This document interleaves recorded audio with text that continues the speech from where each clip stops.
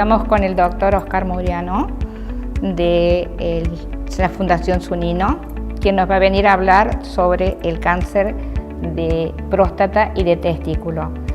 Soy la doctora Dora Maldonado del Servicio Médico de Iveco Group y te damos la bienvenida, Oscar, para que nos instruyas sobre la prevención y el tratamiento del cáncer de próstata y del cáncer de testículo. Gracias, doctora, por la invitación. Es un honor estar acá en Iveco para hablar de mi especialidad, de mi tratamiento, de los tratamientos que actualmente estamos haciendo a los pacientes con este tipo de enfermedad. Bueno, Oscar, nos gustaría que desde tu experiencia, desde tu práctica médica, nos pudieras contar qué es lo que es el cáncer de próstata y qué es lo que es el cáncer de testículo. El cáncer de próstata es el tumor más frecuente en el hombre, pero por suerte, con los métodos de screening que tenemos en la actualidad, se detecta temprano, ¿sí? Se puede detectar temprano y con una alta chance o probabilidad de curación, rondando el 95-97% de probabilidad de control de estas patologías, ¿sí? Esto se da después de los 50, 60 años, suele ser el pico de incidencia, y en el tumor de testículo todo lo contrario, ¿sí? Se da en el extremo de la edad comparado con estos pacientes. Se da en promedio a los 30 años, pero a partir de los 15 años en la adolescencia ya se puede, ya hemos visto pacientes, hoy vemos pacientes con estas patologías. ¿Hay algunos signos de alerta que nos puedan hacer que podamos ver o poder tomar medidas preventivas para el cáncer de próstata? Y en cuanto al cáncer de testículo, ¿tenemos algunos signos de alarma? ¿Nos podemos guiar por algunos signos de alarma que podamos encontrar para detectarlo precozmente? No hay medidas preventivas, o sea, estrictamente preventivas para evitar este tipo de tumores, ¿sí? Ya que no es como otros tipos de tumor, por ejemplo el cáncer de pulmón, que hay una alta incidencia en los pacientes fumadores, ¿sí? No hay un factor que nos origine esto, ¿sí? Lo importante en estos pacientes es la detección temprana, ¿sí? En el cáncer de próstata, con el antígeno prostático, el PSA, que se debe solicitar a partir de los 50 años, una vez por año, a todos los pacientes se les debe pedir el antígeno prostático, ¿sí? Y en el caso del cáncer de testículo, es muy importante el autoexamen en esto. La mayoría de las veces estos pacientes se diagnostica posterior a un traumatismo. ¿Pero por qué? Porque estos chicos nunca se palparon los testículos, nunca se examinaron los testículos. Entonces, posterior a un traumatismo, el clásico, en la bicicleta, jugando al fútbol, se van por el dolor obviamente, se palpan y notan el aumento del tamaño testicular. Entonces, muy importante a partir de los 15 años el autoexamen de los testículos, ¿sí? ¿Cómo se debe examinar estos chicos? Frente al espejo, levantando el testículo y viendo la bolsa escrotal, ¿sí? Viendo si hay una simetría, palpándola, ya que se deben identificar los dos testículos, ya que también hay pacientes que, adolescentes o grandes inclusive, que nunca detectaron, nunca se les detectó que nunca les descendió el testículo, y ese es un factor que influye en el cáncer de testículo. Hay una mayor incidencia de cáncer de testículo en los pacientes que no descendió el testículo, ¿sí? Entonces, es muy importante el autoexamen en esto. Palpar y, obviamente, en el caso de que hubiera dolor, hacer las consultas pertinentes con el médico clínico o con un médico urólogo, que ellos ya verán cómo se sigue, qué métodos se deben pedir para diagnosticar el cáncer de testículo. Bueno, Oscar, de acuerdo a lo que me contás, entonces, ¿cómo se diagnosticaría el cáncer de próstata y el cáncer de testículo? Esto lo vamos a diagnosticar una vez que tenemos en el paciente adulto el antígeno prostático alto. El urólogo debe solicitar una biopsia prostática, ¿sí?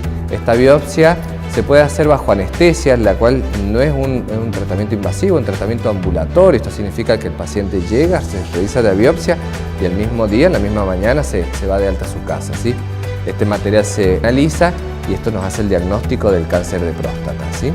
Y en el caso del tumor de testículo, no se diagnostica con biopsia, a diferencia del cáncer de próstata, se diagnostica con métodos de imagen, principalmente con la ecografía, y el tratamiento es la cirugía.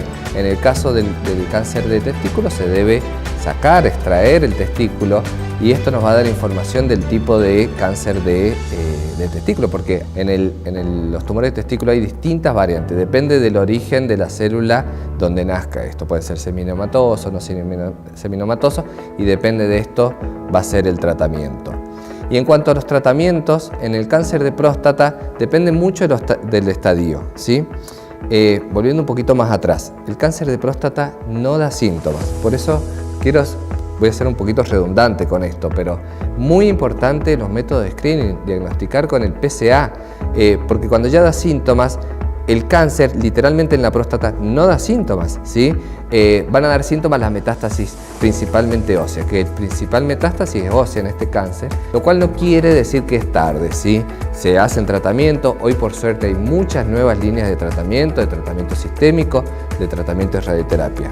Y siempre estos pacientes lo vamos a encarar con distintas áreas médicas. En mi caso de la radioterapia, para un tratamiento local, el urólogo puede encarar para una cirugía, el oncólogo clínico para una quimioterapia o para un tratamiento hormonal. Y por suerte en el cáncer de próstata no son tratamientos muy invasivos, no son tratamientos muy agresivos y responden, son de buen pronóstico.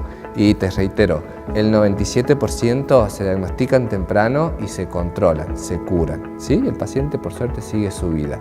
En el caso mío, yo hago la parte de radioterapia, es un tratamiento ambulatorio, que es un tratamiento muy corto, se hace en 5 días. El tratamiento se llama SBRT, es el nombre de las siglas de la técnica. Un tratamiento 100% ambulatorio, muy bien tolerado por el paciente y que después obviamente el paciente tiene que seguir en controles. ¿Con qué? Con el PSA, con lo mismo que se diagnosticó, el paciente sigue sus seguimientos con el PSA, que vamos a buscar el descenso del PSA, ¿sí? Ese sería el objetivo del tratamiento en el cáncer de próstata. Y en el cáncer de testículo, como les dije, hay muchas variables. El tratamiento pueden ser quimioterapias o pueden ser también radioterapia, pero la radioterapia no en el testículo, ya que se extrae, sino en los ganglios del retroperitoneo, o sea, del abdomen. Ese es el tratamiento.